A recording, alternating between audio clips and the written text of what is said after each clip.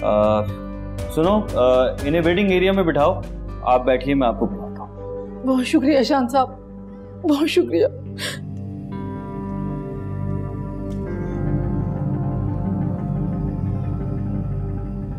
आलम साहब, आपकी तबीयत तो बिल्कुल ठीक है, आप दवाई कंटिन्यू रखिएगा। दवाई छोड़ देंगे तो आप तबीयत बिगड़ जाएगी आपकी। थैंक यू डॉक्टर साहब। अच्छा, अपना ख्याल रखिए। मैसेज छोड़ के डॉक्टर साहब को।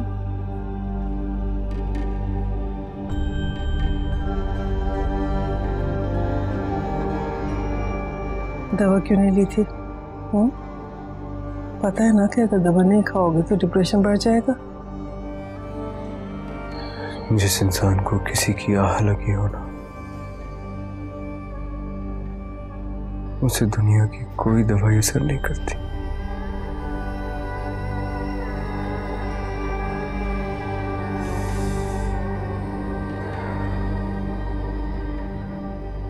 हाँ, अगर मौत का इंजेक्शन दे दिया जाए तो जिंदगी की तकलीफों से छुटकारा मिल सकता है। चुप, खबरदार ऐसी बातें क्यों होंगी? पढ़े लिखे इंसान हो, सोचो जरा क्या कह रहे हो, मुझ पे क्या गुजरेगी।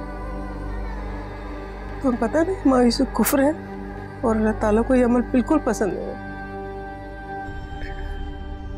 जाने आलम के सारे अमल ऐसे ही होते हैं अम्मी। ये क्या हो रहा है आपकी मौजूदगी में? really? मुझे कुछ नहीं पता कि ये कह क्या रही थी, मैं कुछ नहीं जानती हूँ। आपको कैसे नहीं पता? आप, क्या नाम है उन टीचर का? मरियम, आप प्लीज उन्हें बुलाइए। लेकिन सर, मैं कह रहा हूँ आप उन्हें बुलाइए, अभी बात करनी है मुझे, प्लीज। ओके।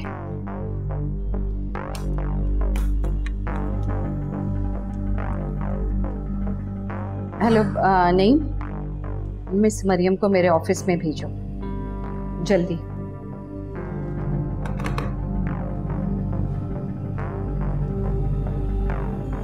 देखिए प्रिंसिपल साहब, मैं अपने स्कूल में किसी किस्म की ज्यादती बर्दाश्त नहीं करूंगा।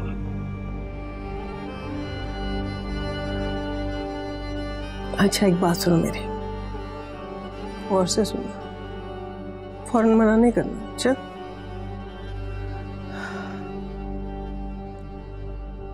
बेटा, शादी के बारे में संजीदगी से सोचो। मुझे यकीन है कि इंशाल्लाह तुम्हारी तबीयत बहुत बेहतर हो जाएगी। एक शादी की तो थी मैंने। सबको भुला दो बेटा। मैं इंसान किसी की बर्बादी को कैसे भूल सकता है,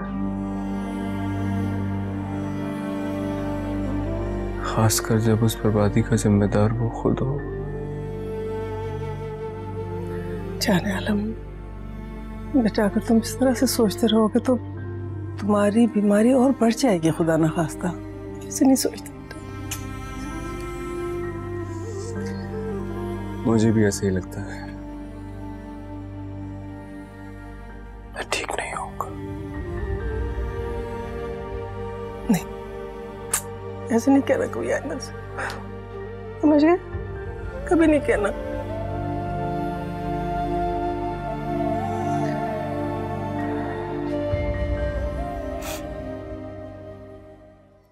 पप्पा देखिए, पूरे 100 मार्क्स है मेरे। वाकई?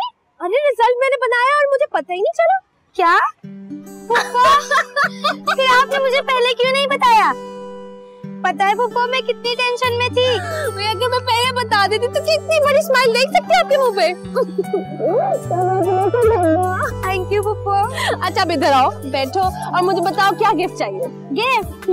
वैसे आपके पास कितने पैसे हैं? पूरी कमेटी आपकी 5000। फिर तो पप्पा मुझे सोचना पड़ेगा। अच्छा चलो ठीक है, आप आराम से सोचो कि आपको क्या गिफ्ट चाहिए। मिस, प्रिंसिपल साहबा ने आपको अपने ऑफिस में बुलाया है। मैं भी आ रही हूँ, मैं भी आती हूँ। ओके?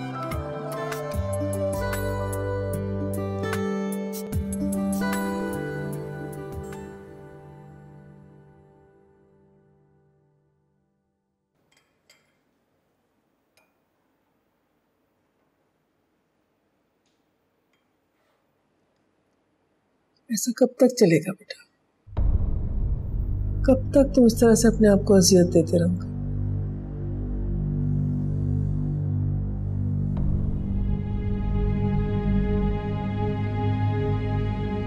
मम्मी, कभी आपने इरम के माथे पर लगी चोट का निशान देखा है? मुझे ऐसा लगता है कि उसकी चोट की लकीरों में मेरा सारा माजी छुपा हुआ है। मैं जब जब उसके माथे की तरफ देखता हूं, ऐसा लगता है कि जैसे मेरा माजी मेरे सामने आके खड़ा हो गया और मुझसे चीख चीख कर कह रहा, मेरे साथ होने वाली एक एक ज्यादती का बदला तुझसे मेरा खुदा लेगा। जाने आलम अब देख खुदा क्या करता है।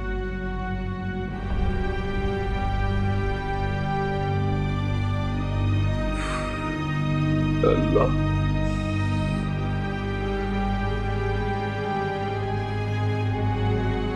काश मेरे गुनाहों की सजा मुझे मिल गई होती। आजाद कर दे मुझे जिंदगी से। बहुत दर्द में हूँ भाई, मैं बहुत दर्द में हूँ। मरीम की बददुआ से जाने आलम बर्बाद हो गया होता, मेरी बहन को कुछ ना हुआ होता। मेरी बहन ने बहुत तकलीफें उठाई है।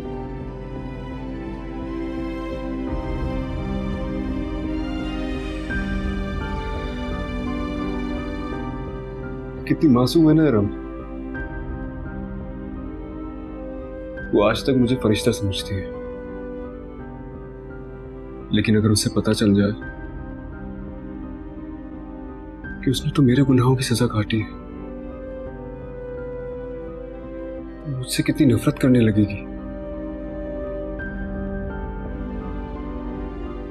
देखिए मिस, ये एक डिसिप्लिन स्कूल है और मैं इस स्कूल में किसी भी बच्चे के साथ किसी भी किस्म की कोई ज्यादती बर्दाश्त नहीं करूंगा।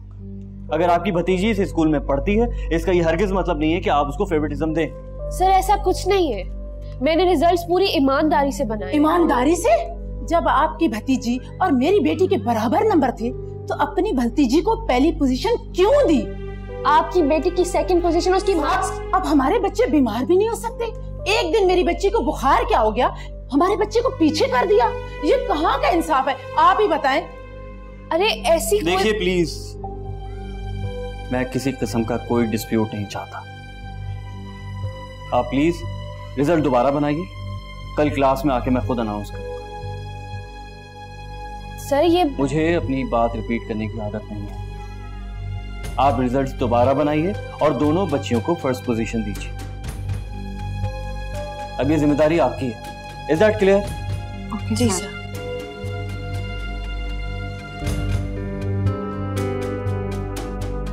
बड़ी आई अपनी भतीजी को पहली पोजीशन देने वाली।